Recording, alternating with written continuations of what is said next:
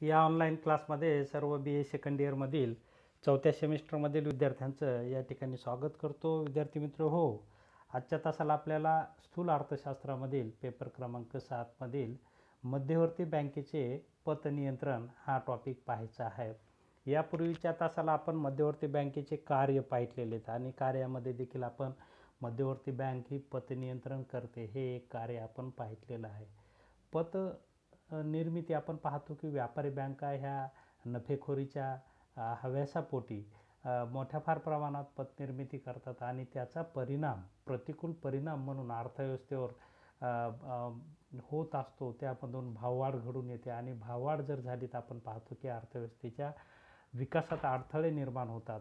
म्हणून किंमत स्थिरीकरण आणि विकास अशा प्रकारे एक या दोन्हीमध्ये समन्वय साधण्याचं कार्य या ठिकाणी पतनियंत्रणाच्या माध्यमातून मध्यवर्ती बँक करत असते. आणि आजच्या तासाला आपल्याला हे भारतीय अर्थव्यवस्थेमध्ये मध्यवर्ती बँक पतनियंत्रण कशी करते, तर त्याची कुठली साधने आहेत, त्या साधनांचा अभ्यास या ठिकाणी आपल्याला करायचा आहे. आणि म्हणूनच आपण पाहतो की या साधनांना आगळं वेगळं असं महत्त्वाचं स्थान आहे. याला मध्यवर्ती बँकेचं मौद्रिक धोरणही मॉनिटरी पॉलिसी असं आपण त्याला म्हणू शकतो. Credit control of central bank मध्यवर्ती बँकेचे पतनियंत्रण यामध्ये आपण पाहतो की बँका जास्तीचा नफा मिळावा यासाठी मोठ्या फार प्रमाणात कर्ज पुरवठा करत असतात आणि त्या कर्ज पुरवठ्यातून पैशाचा पुरवठा वाढतो आणि पैशाच्या पुरवठ्यात वाढ झाली की वस्तूच्या किमतीत वाढ होते आणि पैशाचं मूल्य घटतं. तर या स्थितीमुळे अर्थव्यवस्था अडचणीत येते आणि त्यामुळे अशा प्रकारची स्थिती अर्थव्यवस्थेत निर्माण होऊ नये यासाठी विविध साधनांच्या माध्यमातून पतनियंत्रणाच्या साधनांच्या माध्यमातून RBI हे पतनियंत्रण करत असते आणि त्यामुळे किंमत स्थैर्य आणि आर्थिक विकास या दोन्हींमध्ये समन्वय घडवून आणण्याचं कार्य भारतामध्ये मध्यवर्ती बँक ही करत असते. आणि ते म्हणून आजच्या तासाला आपल्याला जे मध्यवर्ती बँकेचं महत्त्वपूर्ण कार्य पतनियंत्रणाचं आहे हे कार्य या ठिकाणी पाहायचं आणि त्यामुळे या कार्यामुळेच भारतीय अर्थव्यवस्था ही भक्कम पायावर उभी राहिलेली आपल्याला दिसून येते. तर यामध्ये मुख्यतः RBIचा पतनियंत्रणाचे काही उद्देश या ठिकाणी आपल्याला पाहावयास मिळतात की RBI पतनियंत्रण का करते, तर त्यामध्ये व्याजदरातील मोसमी चढउतार कमी करण्यासाठी, विनिमय दरात स्थिरता आणण्यासाठी, नाणे बाजारात संघटित व स्थिर करण्यासाठी, उत्पादन व रोजगाराची पातळीतील चढउतार कमी करण्यासाठी, औद्योगिक व व्यापारविषयीच्या गरजा किंवा तीव्रता लक्षात घेऊन त्यानुसार पतपुरवठा करण्यासाठी, मूल्यपातळी नियंत्रित करून तेजी मंदीच्या व्यापार चक्रांना आळा घालण्यासाठी, देशाच्या आर्थिक विकासाला प्रोत्साहन देण्यासाठी, चलनवाढ व चलन घट या दोन्हीही अवस्था नियंत्रित करून किंमत स्थैर्य निर्माण करण्यासाठी, युद्धप्रसंगी शासनास पैशाची गरज भासते अशावेळी शासनास पैसे पुरवणे, लघु कुटीर व कृषी उद्योगांना पतपुरवठा करण्यासाठी मध्यवर्ती बँकेच्या माध्यमातून जे पतनियंत्रणाचं धोरण राबविलं जातं त्याच्या पाठीमागील मुख्यतः हे महत्त्वाचे उद्देश असलेले आपल्याला या ठिकाणी दिसून येतात. मध्यवर्ती बँक पतनियंत्रण दोन साधनांच्या माध्यमातून करत असते. हे साधनांचा आलेख आपल्यासमोर आहे. त्यामध्ये पहिलं साधन आहे संख्यात्मक पतनियंत्रणाची साधने आणि दुसरं आहे गुणात्मक पतनियंत्रणाची साधने. या दोन साधनांच्या माध्यमातून भारतामध्ये मध्यवर्ती बँक पतनियंत्रण करत असते. संख्यात्मक साधनांमध्ये काही साधने या ठिकाणी आपल्याला पाहायला मिळतात. त्यामध्ये बँक दर आहे, खुल्या बाजारात कर्जरोख्यांची खरेदी विक्री आहे आणि रोख राखीव निधीचे बदलते प्रमाण.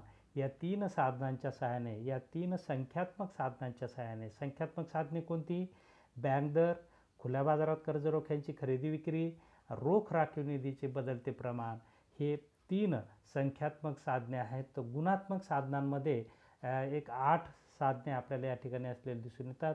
त्यामध्ये पहिलं गुणात्मक पतनियंत्रणाचं साधन आहे कर्ज वाटपातील गाळा ठरवून देणे, त्यानंतर उपभोक्त्याच्या कर्जाचे नियंत्रण करणे, कर्जाचे वाटप करणे, दुय्यम निधी ठेवणे, विशिष्ट कामासाठीच कर्ज देणे, मूल्यमापनात्मक नियंत्रण, त्यानंतर नैतिक समजावणी आणि प्रसिद्धी, अशा प्रकारे आपण पाहतो की ही महत्त्वाची काही. त्यानंतर प्रत्यक्ष कारवाई हे एक महत्त्वाचं गुणात्मक पत नियंत्रणाचं साधन आहे. तर या विविध साधनांच्या माध्यमातून भारतीय अर्थव्यवस्थेमध्ये मध्यवर्ती बँक, व्यापारी बँकांनी जे अतिरेकी पतपुरवठा केलेला आहे त्याला नियंत्रणात ठेवण्याचं आणि त्यातून किंमत स्थिरता आणि आर्थिक विकास याचा संबंध जोडण्याचं कार्य मध्यवर्ती बँक आपल्या मौद्रिक धोरणाच्या माध्यमातून करत असते, असं आपल्याला याला म्हणता येईल. तर आता आपण ही 2 साधने विश्लेषणात्मक पाहूया. यामध्ये संख्यात्मक साधने आपण सुरुवातीला पाहूया. संख्यात्मक साधनांमध्ये सुरुवातीचं पहिलं साधन आहे बँक दर, बँक रेट ज्याला इंग्लिशमध्ये आपण म्हणूया, अधिकोषण दर असंही त्याला म्हणतात. बँक दर म्हणजे ज्या दराने मध्यवर्ती बँक व्यापारी बँकांना कर्जाचा पुरवठा करते, ज्यामध्ये हुंड्या वटविणे असेल, वचन चिठ्ठ्या असतील, विनिमयपत्र असतील, पुन्हा वटवते, त्या दराला बँक दर किंवा अधिकोष दर असे म्हटलेले आहे.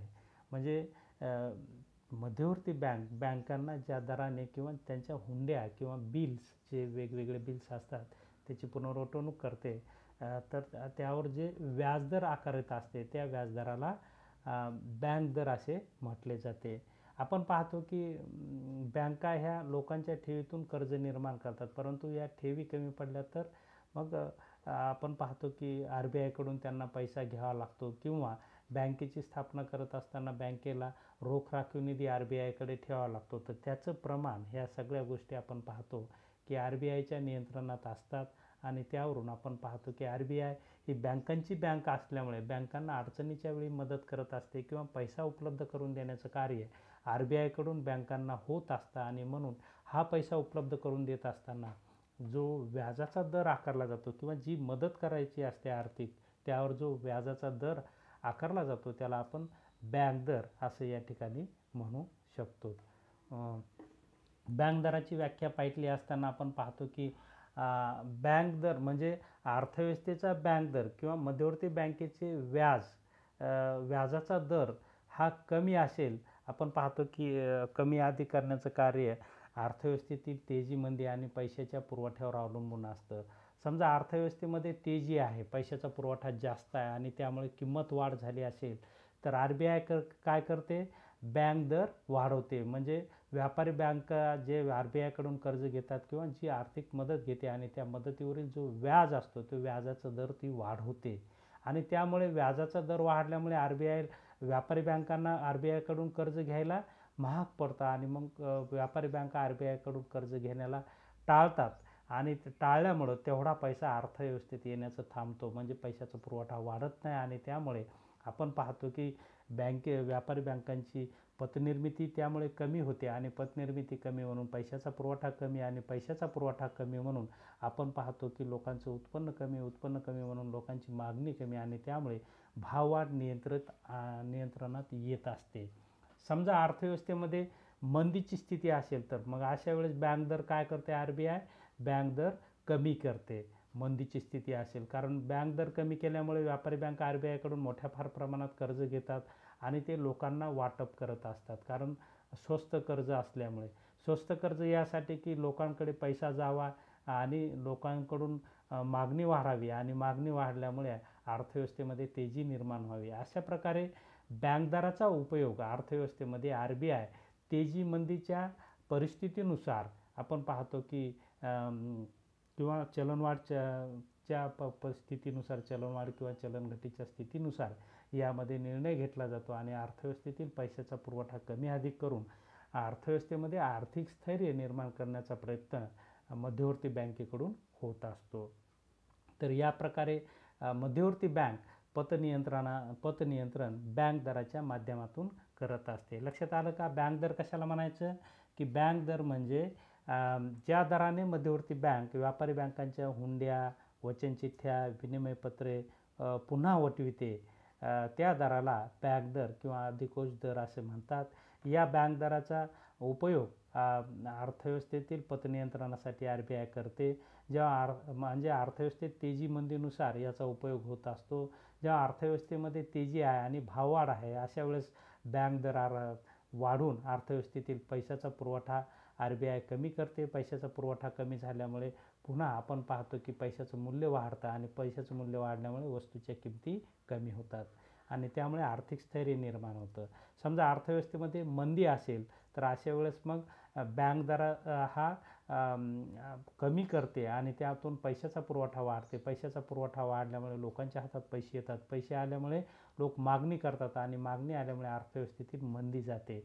म्हणजे मंदीच्या काळात बँक दर कमी करते RBI आणि त्यातून पैशाचा पुरवठा वाढवते आणि तेजीच्या काळात बँक दर वाढवते आणि त्यामुळे अर्थव्यवस्थेतील पैशाचा पुरवठा कमी होतो आणि वस्तूच्या किमती कमी व्हायला लागतात. अशा प्रकारे तेजी मंदीवर नियंत्रण आणि तेजी मंदीवर नियंत्रण किंवा पैशाच्या पुरवठ्यावर नियंत्रण किंवा पतनिर्मितीवर व्यापारी बँकांच्या निर्मितीवर नियंत्रण आणण्याचं कार्य या बँक दर या साधनाच्या माध्यमातून भारतामध्ये RBI करत असते. त्यानंतर आपण पाहूया की दुसरं संख्यात्मक साधन आहे. यामध्ये बँक दराच्या काही मर्यादा दिलेल्या आहेत की बँक दर कुठल्या परिस्थितीमध्ये या ठिकाणी उपयोगी बँक दरात बदल केला तर त्याचा अनुकूल परिणाम अर्थव्यवस्थेमध्ये दिसून येतो. त्या काही मर्यादा आहेत. आपण पाहतो की समजा योग्य परिस्थितीचा अभाव असेल तर बँक दरामध्ये बदल करूनही अर्थव्यवस्थेमध्ये स्थिरता आणता येत नाही. ज्या ठिकाणी बँकिंग व्यवस्था प्रगत आहे तेथील बँकेचे धोरण चांगल्या पद्धतीने राबविता येते, परंतु भारतातील नाणे बाजार हा कसा आहे, मागासलेला आहे आणि त्यामुळे बँक दरात बदल केला तरी फारसा पतनिर्मितीवर परिणाम होत नाही असं या ठिकाणी म्हणता येईल. त्यामुळे योग्य परिस्थिती असणे गरजेचं आहे. आपण पाहतो की चलन बाजार हा कसा पाहिजे, आधुनिक पाहिजे. बँकिंग व्यवस्था ही प्रगत असेल तर परिणाम होतो आणि प्रगत नसेल तर परिणाम होत नाही. त्यानंतर व्यापारी बँकांजवळील पैसा. व्यापारी बँकांजवळ पैसा जास्त असेल तर बँक दरात किती वाढ केली तरी व्यापारी बँकांना RBI कडून कर्ज घ्यायचं कामच पडत नाही आणि त्यामुळे त्यांची पतनिर्मिती चालूच राहते. याउलट बँकांजवळ जर पैसा कमी असेल तर मात्र व्याजदर बँक दरात बदल केला तर अर्थव्यवस्थेच्या परिस्थितीमध्ये बदल होतो. ही एक मर्यादा असलेली आपल्याला दिसून येते. त्यानंतर अर्थव्यवस्थेची लवचिकता. जेवढी अर्थव्यवस्थेमध्ये लवचिकता असेल तेवढा बँक दरातील बदल हा अनुकूल असतो आणि अर्थव्यवस्था लवचिक नसेल तर हा बदल प्रतिकूल असतो असं आपल्याला दिसून येतं. ही एक मर्यादा असलेली आपल्याला दिसून येते. त्यानंतर जनतेकडील पैसा आहे हा एक बँक दराचा मर्यादा असलेली आपल्याला दिसून येते की जनतेकडे जर मोठ्या फार प्रमाणात पैसा असेल तर लोक मागणी करतील, बरोबर आहे. बँक दर किती वाढवले तरी कर्जाची लोकांना गरजच पडणार नाही. त्यातून मागणी वाढेल, मागणीतून तेजी वाढेल, तेजीतून आपण पाहतो चलनवाढ वाढणारच आहे, पतनिर्मिती वाढणार. म्हणजे त्यातून काय होतं की लोकांकडे पैसा असेल तर बँक दरात बदल करूनही अनुकूल परिणाम घडू येत नाही, परंतु लोकांकडे पैसा नसेल तर मात्र बँक दरातील परिणाम अनुकूल घडून येतो. त्यानंतर नाणे बाजारातील असंघटित घटक. आपण पाहतो की नाणे बाजारामध्ये भारतीय अर्थव्यवस्थेमध्ये मोठ्या फार प्रमाणात सावकार असतील, सराफी पेढीवाले असतील यासारख्या असंघटित घटकांकडून मोठ्या प्रमाणात कर्जाचा पुरवठा होत असतो. विशेषतः ग्रामीण भागात मोठ्या फार प्रमाणात सावकाराच्या माध्यमातून कर्जाचा पुरवठा होत असतो आणि त्यामुळे या सावकारांवर RBIचं तेवढं नियंत्रण नसतं. म्हणून यांचा पुरवठा जर जास्त असेल, यांच्याकडे पैसा जर जास्त असेल किंवा हा घटक सक्रिय असेल अर्थव्यवस्थेमध्ये तर बँक दरात बदल करूनही फारसा परिणाम होणार नाही. म्हणून जर सावकारांवर वचक असेल तर मात्र परिणाम होऊ शकतो. म्हणजे असंघटित घटक ही एक मर्यादा असलेली आपल्याला दिसून येते. त्यानंतर चलनवाढ आणि चलनघट. आपण पाहतो की चलनवाढ आणि चलनघट ह्या दोन्ही अवस्था जर नियंत्रणाच्या बाहेर गेल्या असतील तर हे धोरण चांगला प्रभाव पाडू शकत नाही. म्हणजे कंट्रोलमध्ये असेल चलनवाढ तर बँक दरात बदल केला तर म्हणजे अनुकूल परिणाम घडतो, नाही अन्यथा घडत नाही. त्यानंतर योग्य हुंड्यांची उपलब्धता. बँक दराच्या यशस्वीतेसाठी देशात भरपूर प्रमाणात व्यापारी हुंड्या असणे आवश्यक असते, परंतु भारतात व्यापारी हुंड्यांचे प्रमाण कमी आहे. कारण आपण पाहतो की अविकसित नाणे बाजार आहे किंवा बँकांकडे जर पैसा जास्त असेल तर RBIकडे ते कर्जाची डिमांडच करणार नाहीत. मग RBIने व्याजदर वाढवलं तरी त्याचा उपयोग होणार नाही. म्हणून योग्य हुंड्याची उपलब्धता ही एक मर्यादा असलेली आपल्याला बँक दराची दिसून येते. त्यानंतर कर्जाची उभारणी. कोणताही देश आपल्या देशाच्या विकासासाठी सातत्याने धडपड करत असतो. देशाचा विकास करण्यासाठी विशिष्ट व्याजदराने कर्जाची उभारणी केली जाते. देशांतर्गत जनता ही विविध कर्जरोख्यात पैशाची गुंतवणूक करते. या प्रसंगी बँक दराची अर्थव्यवस्थेवरील पकड मजबूत राहत नाही आणि त्यामुळे ही एक मर्यादा असलेली आपल्याला दिसून येते. सारांशपणे ह्या 7-8 जरी मर्यादा बँक दर ह्या पतनियंत्रणाच्या संख्यात्मक साधनाच्या असल्या तरी आपल्याला असं दिसून येतं की RBI या बँक दरांच्या माध्यमातून व्यापारी बँकांच्या पतनिर्मितीवर काही प्रमाणात या ठिकाणी आज आपण पाहतो बँकिंग क्षेत्र आधुनिक झालेलं आहे, त्यामुळे त्यावर मर्यादा निश्चितच येतात असं आपल्याला म्हणता येईल. त्यानंतर आता दुसरा या ठिकाणी दुसरं साधन पाहायचं आहे पतनियंत्रणाचं. संख्यात्मक पतनियंत्रणाचं हे दुसरं साधन ते म्हणजे खुल्या बाजारात कर्जरोख्यांची खरेदी विक्री. खुल्या बाजारात कर्जरोख्यांची खरेदी विक्री. आपण पाहतो की कर्जरोखे आपण पाहतो की शासनाला देशाचा विकास करण्यासाठी भांडवल उभारणी करावी लागते आणि भांडवलाच्या उभारणीचा मुख्य मार्ग म्हणजे कर्जरोख्यांच्या माध्यमातून होत असतो. आणि शासनाचे कर्जरोखे खरेदी विक्री करण्याचं कार्य शासनाच्या मार्फत RBI करत असते. आणि त्याचबरोबर अर्थव्यवस्थेतील पैशाच्या पुरवठ्यावर नियंत्रण ठेवण्यासाठी, पतनिर्मितीवर नियंत्रण ठेवण्यासाठी आणि भाववाढीवर नियंत्रण ठेवण्यासाठी देखील खुल्या बाजारात कर्जरोख्यांची खरेदी विक्री करण्याचं कार्य RBI करत असते. समजा अर्थव्यवस्थेमध्ये तेजी असेल आणि मोठ्या फार प्रमाणात भाववाढ झाली असेल तर अशा वेळेस RBI काय करते? कर्जरोख्यांची विक्री करते. विक्री केल्यामुळे काय होतं की लोक कर्जरोखे खरेदी करतात आणि तेवढा पैसा RBIकडे जमा होऊन पैशाच्या पुरवठ्यात घट होते आणि पैशाच्या पुरवठ्यात घट झाल्यामुळे आपण पाहतो की वस्तूच्या किमती कमी व्हायला मदत होते. अर्थव्यवस्थेमध्ये आर्थिक स्थैर्य निर्माण होण्यास मदत होते. आणि जेव्हा अर्थव्यवस्थेमध्ये मंदी असेल तेव्हा मात्र या कर्जरोख्यांची विक्री खरेदी करण्याचं कार्य RBIच्या माध्यमातून होत असतं. RBI ह्या कर्जरोख्यांची खरेदी करतं आणि खरेदीच्या माध्यमातून लोकांकडे मोठ्या फार प्रमाणात पैसा जात असतो आणि लोकांकडे पैसा आल्यामुळे काय होतं की लोक मार्केटमध्ये वस्तूची मागणी करतात. वस्तूची मागणी आली की अर्थव्यवस्थेमध्ये तेजी येते. म्हणजे अशा प्रकारे अर्थव्यवस्थेतील पैशाचा पुरवठा कमी जास्त करण्याचं कार्य किंवा तेजीमंदी घालवण्यासाठी किंवा व्यापारी बँकांवरील कर्ज पतनियंत्रण या ठिकाणी करण्यासाठी RBI खुल्या बाजारात कर्जरोख्यांची खरेदी विक्री करत असते. आणि हे एक महत्त्वाचं साधन असलेलं आपल्या या ठिकाणी दिसून येतं. तर याच्या काही मर्यादा देखील असलेल्या आपल्याला या ठिकाणी दिसून येतात की खुल्या बाजारात कर्ज विक्री केली तर अनुकूल परिणाम केव्हा घडून येतो आणि केव्हा घडून येत नाही. म्हणजे त्याच्यामध्ये काय अडथळे आहेत किंवा त्याच्या काय मर्यादा आहेत, ह्या मर्यादा आपल्याला या ठिकाणी पाहता येतील. की प्रगत रोखे बाजार असेल तर आपण पाहतो की खरेदी विक्रीचे व्यवहार हाताळण्यासाठी हे धोरण अनुकूल ठरतं, परंतु मागासलेला रोखे बाजार असेल तर हे धोरण तेवढंसं यशस्वी ठरत नाही. त्यानंतर बँकांजवळील अतिरिक्त पैसा. बँकांकडे जर अतिरिक्त पैसा असेल तर बँकांनी रोख्यांची खरेदी करूनही त्यांच्याकडे पैसा शिल्लक राहिला आणि ते पतनिर्मिती थांबवणार नाही. तर त्यामुळे कर्जरोख्यांची विक्री करूनही मार्केटमधील पैसा कमी होणार नाही. याउलट आपण पाहतो की तर ही एक मर्यादा असलेली आपल्याला दिसून येते. त्यानंतर कर्जरोख्यांचा योग्य साठा. खुल्या बाजारातील कर्जरोख्यांच्या खरेदी विक्रीचे व्यवहार यशस्वी होण्यासाठी मध्यवर्ती बँकेजवळ योग्य व पुरेशा प्रमाणात सरकारी कर्जरोखे असावयास हवेत. कर्जरोख्यांचा साठा मर्यादित असेल तर त्यात नाविन्यता नसेल तर हे साधन कमी प्रभावी ठरते.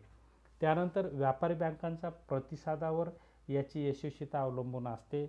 सर्वच व्यापारी बँका मध्यवर्ती बँकेने विक्री काढलेले कर्ज रोखे खरेदी करतात, तर असं नाही. काही बँकांनी जर याला प्रतिसाद नाही दिला तर हे धोरण कुचकामी ठरतं असं आपल्याला म्हणता येईल. त्यानंतर ऋणकोनेही प्रतिसाद देणं गरजेचं आहे. जर ऋणकोने ऋण घेण्याचे टाळले तर व्यापारी बँका मध्यवर्ती बँकेची इच्छा असूनही पतनिर्मिती करू शकणार नाहीत. म्हणजेच ऋणकोच्या प्रवृत्तीवर हे साधन अवलंबून असते असं आपल्याला म्हणता येईल.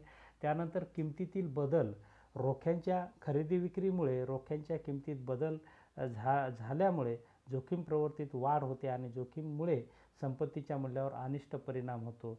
जसे की रोख्यांची विक्री केली आणि त्या मार्केटमध्ये जर त्याची व्हॅल्यू कमी झाली तर या ठिकाणी लोकांचं नुकसान होऊ शकतं. अशा प्रकारे नुकसानीची जोखीम जर असेल तर हे धोरण अयशस्वी ठरतं असं आपल्याला म्हणता येईल. किमतीत बदल होता कामा नये. किमतीत जर बदल नाही झाला तर रोख्यांची खरेदी विक्रीचं धोरण यशस्वी ठरतं आणि किमतीत जर बदल झाला तर हे धोरण थोडं अडचणीचं ठरतं. त्यानंतर पुनर्वटवणूक सुविधा. व्यापारी बँकांनी हुंड्यांची पुनर्वटवणुकीचे धोरण चालू ठेवल्यास मध्यवर्ती बँकेच्या प्रत्ययाचे धोरण यशस्वी ठरते. तर हे जर चालू नाही ठेवलं तर ते अयशस्वी ठरतं असं आपल्याला म्हणता येईल. तर अशा प्रकारे या ठिकाणी आपल्याला म्हणता येईल की हे एक संख्यात्मक साधन आहे खुल्या बाजारात खरेदी विक्री.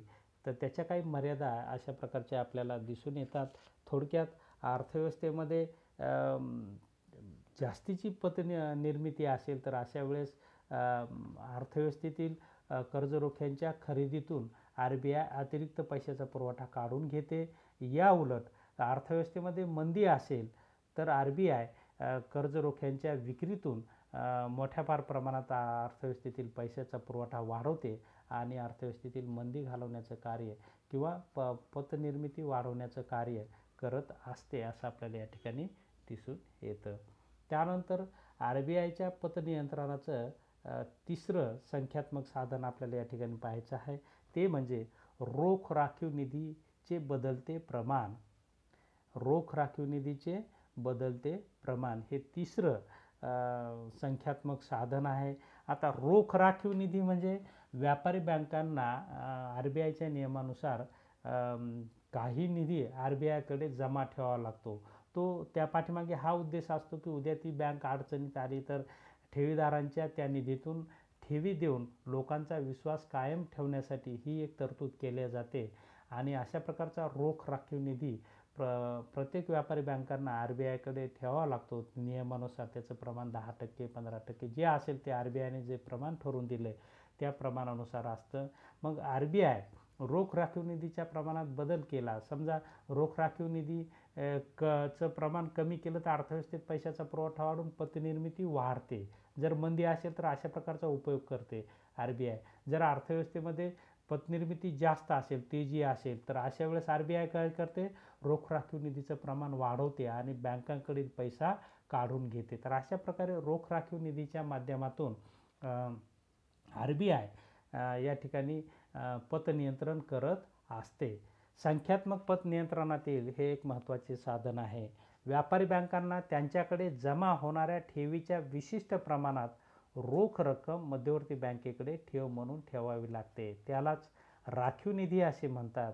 जेव्हा अर्थव्यवस्थेत चलनवाढ झाली असेल तेव्हा मध्यवर्ती बँक रोख राखीव निधीच्या प्रमाणात वाढ करते आणि त्यामुळे व्यापारी बँकांजवळील पैसा मध्यवर्ती बँकेकडे जमा होतो.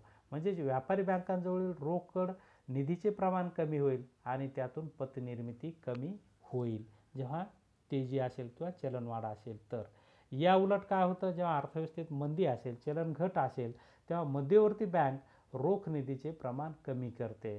त्याचा परिणाम व्यापारी बँकांकडे रोखतेत वाढ होते, पैसा वाढतो आणि रोखतेतील वाढीमुळे व्यापारी बँका पतनिर्मिती वाढवतात. अशा प्रकारे रोख राखीव निधीच्या माध्यमातून मध्यवर्ती बँक पतनिर्मितीवर नियंत्रण आणते. जेव्हा तेजी असेल तेव्हा रोख राखीव निधी वाढवला जातो आणि जेव्हा मंदी असेल तेव्हा रोख राखीव निधीचं प्रमाण करून अर्थव्यवस्थेतील पैशाच्या पुरवठ्यात वाढ करून या ठिकाणी पतनिर्मिती वाढवल्या जाते. अशा प्रकारे RBI या ठिकाणी रोख राखीव निधीचा वापर अर्थव्यवस्थेतील तेजी मंदीनुसार किंवा चलनवाढीनुसार चलनवाढ चलनघटनुसार करत असते असं आपल्याला या ठिकाणी म्हणता येईल. तर याच्याही काही मर्यादा असलेल्या आपल्याला या ठिकाणी दिसून येतात. रोख राखीव निधीमध्ये CRR आणि SLR या दोन संकल्पना आहेत.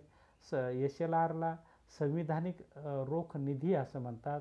संविधानिक रोख निधीलाच कायदेशीर रोख निधी असे म्हणतात.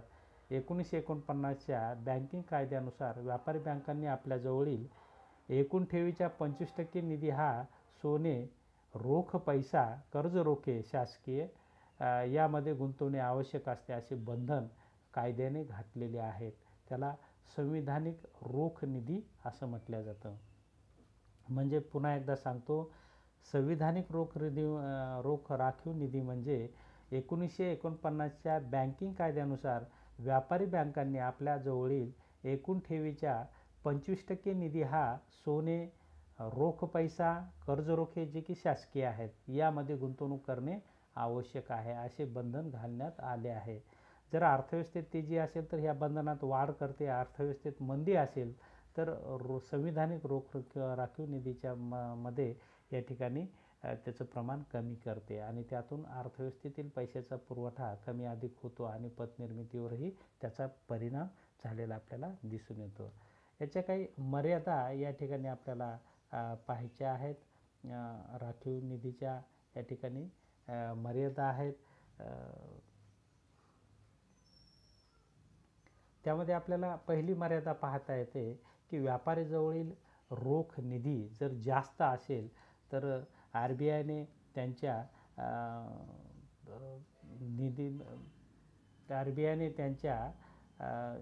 CRR आणि SLR मध्ये जर बदल केला, रोख राखीव निधीमध्ये बदल केला तरी त्याचा काही परिणाम घडून येत नाही. कारण व्यापारी बँकांकडे जर मोठ्या फार प्रमाणात रोख राखीव निधी उपलब्ध असेल तर व्यापारी बँका पतनिर्मिती चालूच ठेवतात आणि त्यामुळे ही एक मर्यादा असलेली आपल्याला दिसून येते.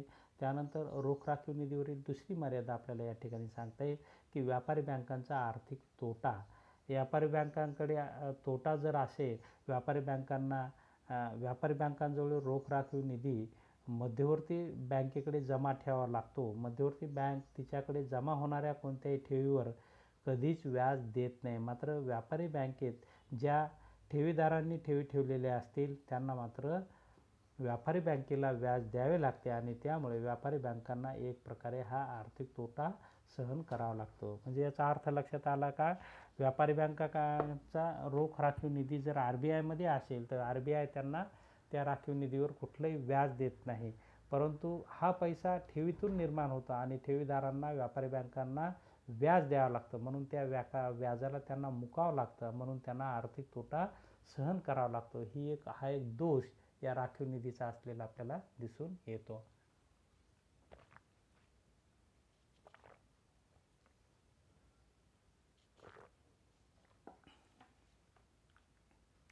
त्यानंतर रोख निधी प्रमाणातील बदल. रोख निधीच्या प्रमाणात जर अत्यल्प प्रमाणात वाढ किंवा घट केली असेल तर हे साधन फारसे उपयोगी ठरत नाही किंवा परिणामकारक ठरत नाही.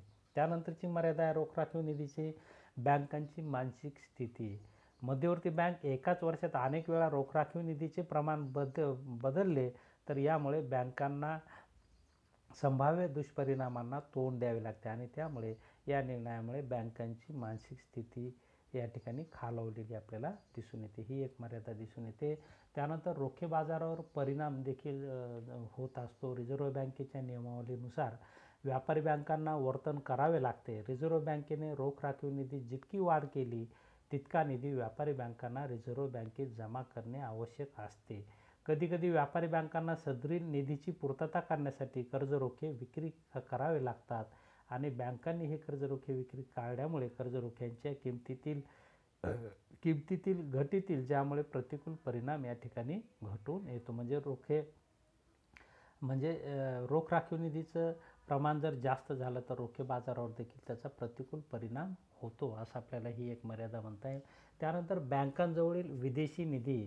बँकांजवळ जर विदेशी निधीचा भरपूर साठा असेल तर रिझर्व्ह बँकेने रोख राखीव निधीत वाढ केली तरी व्यापारी बँका विदेशी निधीच्या जोरावर पतनिर्मिती चालूच ठेवतात आणि त्यामुळे आपण पाहतो की ही एक मर्यादा विदेशी बँकांजवळील विदेशी निधी ही एक मर्यादा असलेली आपल्याला दिसून येते. त्यानंतर साधनांचा वापर. रोख राखीव निधीचे बदलते प्रमाण हे साधन वापरत असताना थोडासाही निष्काळजीपणा झाला तर एकूण अर्थव्यवस्थेवर त्याचे वाईट पडसाद उमटतात आणि त्यामुळे हे साधन वापरताना अतिशय दक्षता घ्यावी लागते. तर अशा प्रकारे देशातील व्यापारी बँकेच्या पतनिर्मितीवर या ठिकाणी पतनियंत्रण आणण्याचं कार्य मध्यवर्ती बँकेकडून या संख्यात्मक साधनांच्या सहाय्याने या 3 संख्यात्मक साधनांच्या सहाय्याने होत असलेलं आपल्याला पाहता येतं. त्यामध्ये बँक दर असेल, दुसरं संख्यात्मक साधन म्हणजे खुल्या बाजारात कर्जरोख्यांची खरेदी विक्री असेल आणि तिसरं संख्यात्मक साधन म्हणजे रोख राखीव निधीच्या प्रमाणातील बदल असेल. या तिन्ही साधनात बदल अर्थव्यवस्थेतील तेजी मंदी किंवा चलनवाढ चलनघट किंवा चलनवाढ किंवा घटीची स्थिती लक्षात घेऊन या ठिकाणी बदल केला जातो आणि अर्थव्यवस्थेतील पैशाच्या पुरवठ्यावर नियंत्रण आणण्यासाठी पतनिर्मितीवर नियंत्रण आणलं जातं आणि त्यातून अर्थव्यवस्थेमध्ये आर्थिक स्थैर्य आणण्याचाच प्रयत्न या ठिकाणी केला जातो. जेव्हा अर्थव्यवस्थेमध्ये पैशाचा पुरवठा कमी आहे किंवा चलनघट आहे त्यावेळेस हे दर RBI स्वस्त करते आणि जेव्हा चलनवाढ असते तेव्हा हे दर वाढवते. तर अशा यातून पैशाच्या पुरवठ्यात कमी अधिकपणा घडून येतो आणि त्यातून अर्थव्यवस्थेमध्ये स्थैर्य निर्माण होतं आणि अर्थव्यवस्थेमध्ये स्थैर्य निर्माण झाल्यामुळे विकासाला चालना मिळते. तर अशा प्रकारे RBI आपल्या संख्यात्मक साधनाच्या माध्यमातून त्यामध्ये आवश्यकतेनुसार किंवा परिस्थितीनुसार बदल करून या ठिकाणी अर्थव्यवस्थेमध्ये आर्थिक स्थैर्य आणण्याचं किंवा निर्मितीवर नियंत्रण आणण्याचं कार्य करत असल्याचं आपल्याला दिसून येते. तर त्यानंतर आपल्याला गुणात्मक साधने या ठिकाणी पाहावयास मिळतात की RBI या ठिकाणी पतनिर्मितीवर नियंत्रण आणण्यासाठी गुणात्मक साधनांचाही वापर करत असते. आपण पाहतो की संख्यात्मक साधनांचा पूर्ण अर्थव्यवस्थेवर परिणाम होतो किंवा ते सगळे अर्थव्यवस्थेला लागू होतात. तर गुणात्मक साधने विशिष्ट परिस्थितीत लागू केल्या जातात किंवा विशिष्ट ठिकाणीच या ठिकाणी किंवा विशिष्ट घटकालाच लागू केले जातात. तर याचे गुणात्मक पतनियंत्रण हे थोडक्यात वैयक्तिक म्हणूया आणि संख्यात्मक नियंत्रण सामूहिक म्हणूया. ते सर्वांसाठीच बंधनकारक असतं आणि गुणात्मक पतनियंत्रण विशिष्ट संस्थेला म्हणा किंवा विशिष्ट प्रदेशापुरतं ते मर्यादित असलेलं आपल्याला दिसून येतं. गुणात्मक पतनियंत्रणालाच निवडक पतनियंत्रण किंवा वेचक पतनियंत्रण असेही म्हणतात. बँक दर, खुल्या बाजारात कर्जरोख्यांची खरेदी विक्री, रोख राखीव निधी प्रमाण या साधनांमार्फत अर्थव्यवस्थेतील एकूण पतपुरवठ्याचे नियंत्रण करण्याचं कार्य अर्थव्यवस्थेतील एकूण पतपुरवठ्याचे नियंत्रण करण्याचं कार्य RBI करते. याचाच अर्थ संख्यात्मक पतनियंत्रण केवळ पतपैशाचे आकारमान नियंत्रित करण्यावर भर दिला जातो संख्यात्मक पतनियंत्रण साधनाने आणि पतपैशाच्या वापराकडे दुर्लक्ष केले जाते. तर निवडक पतनियंत्रणात अयोग्य कारणासाठी दिल्या जाणाऱ्या कर्जावर निर्बंध घातले जातात. पहा, म्हणजे गुणात्मक पतनियंत्रणाचा वापर कुठे होतो? निवडक पतनियंत्रणात अयोग्य कारणासाठी दिल्या जाणाऱ्या कर्जावर बंधने घातले जातात. अर्थव्यवस्थेसाठी उपयुक्त असणाऱ्या क्षेत्रांनाच कर्जपुरवठा केला जातो. म्हणजे निवडक गुणात्मक पतनियंत्रण हे विशिष्ट क्षेत्रासाठी अर्थव्यवस्थेत पतपुरवठ्याचे नियंत्रण करण्याच्या क्रियेला गुणात्मक पतनियंत्रण असे म्हणतात. पहा, विशिष्ट क्षेत्रासाठी अर्थव्यवस्थेत पतपुरवठ्याचे नियंत्रण करण्याच्या क्रियेला गुणात्मक पतनियंत्रण असे म्हणतात. बँकिंग कायद्यानुसार RBI निवडक पतनियंत्रण करण्याचा अधिकार सन 1955-56 पर्यंत रिझर्व्ह बँक ऑफ इंडियास पतनियंत्रण करण्याची गरज भासली नाही आणि त्या 56मध्ये व्यापारी बँकांच्या व्यापाऱ्यांच्या साठेबाजीच्या धोरणामुळे अशा प्रकारे हे धोरण अवलंबावं लागलं, ज्या धोरणामुळे तीळ, कापूस, साखर, वनस्पती तेल इत्यादी जीवनावश्यक वस्तूंच्या किमतीत प्रचंड प्रमाणात वाढ झाली होती आणि त्यामुळे रिझर्व्ह बँकेने निवडक पतनियंत्रण धोरणाचा वापर केला. समजा तिळाच्या किमती वाढल्या, कापसाच्या किमती वाढल्या, तर तेवढ्या पुरतं या ठिकाणी RBI अशा प्रकारे गुणात्मक पतनियंत्रणाचं धोरण अवलंबित आणि त्याच्या किमती कमी करण्याचा किंवा स्थिर ठेवण्याचा प्रयत्न करत असतं. म्हणून गुणात्मक पतनियंत्रण म्हणजे विशिष्ट क्षेत्रासाठी किंवा विशिष्ट परिस्थितीत अर्थव्यवस्थेत पतपुरवठ्याचे नियंत्रण करण्याच्या क्रियेला गुणात्मक पतनियंत्रण असं म्हटलं जातं. तर याची काही साधने असलेली आपल्याला या ठिकाणी दिसून येतात. गुणात्मक पतनियंत्रणाची साधने, त्यामध्ये पहिलं साधन आहे कर्ज व तारण यातील गाळा ठरविणे. आपण पाहतो की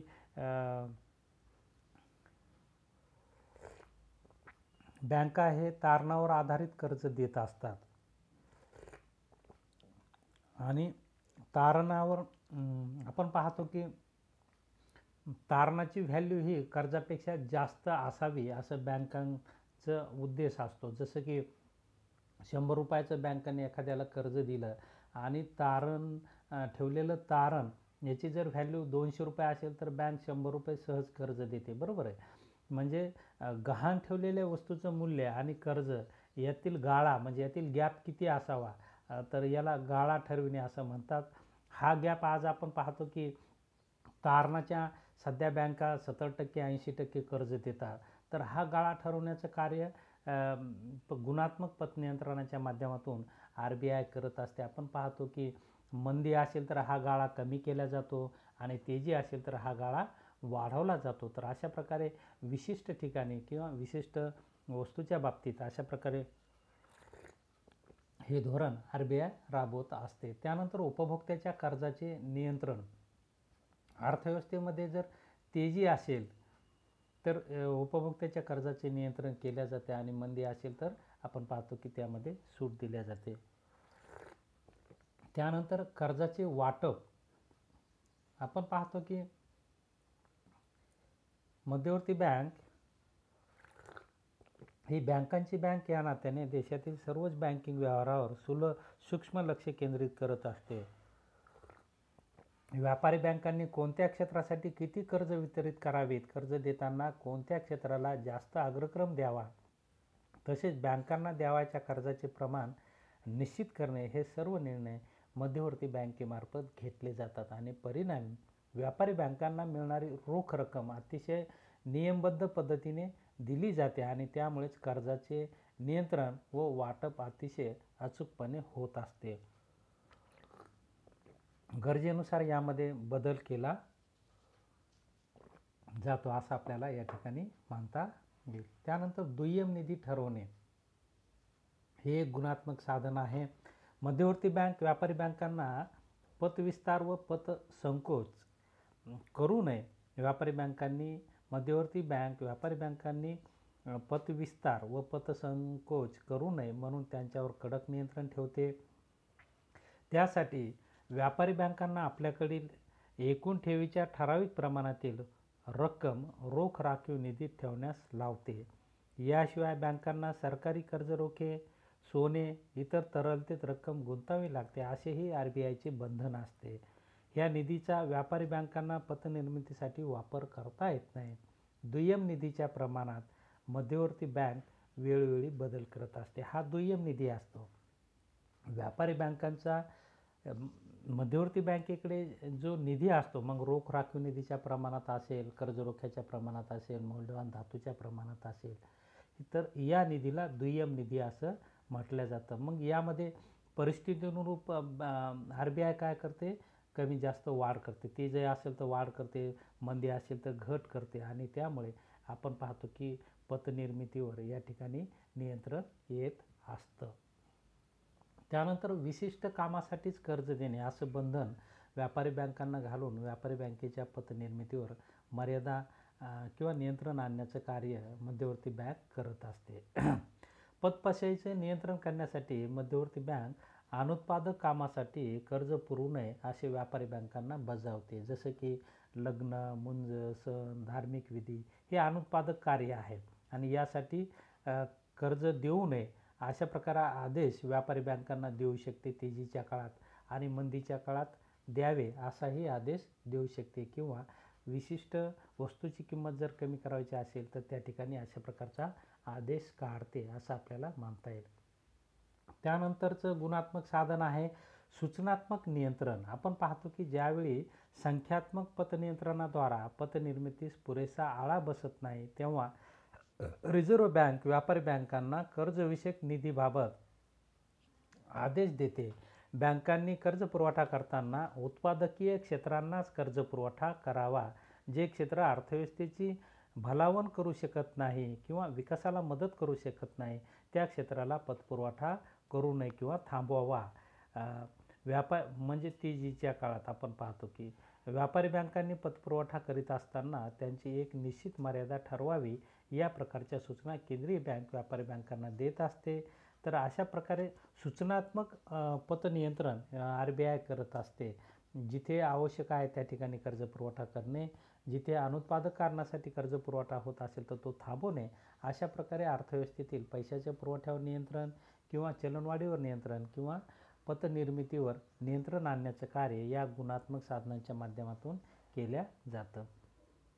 त्यानंतरचं 7वं गुणात्मक साधन आहे नैतिक समजावणे, मॉरल सजेशन ज्याला आपण म्हणतो. की व्यापारी बँका आपण पाहतो की व्यापारी बँका नफा कमवण्याच्या उद्देशाने जास्त प्रमाणात पतनिर्मिती करतात, परंतु मोठ्या प्रमाणावरील पतनिर्मिती अर्थव्यवस्थेत चलनवाढ घडवून आणते.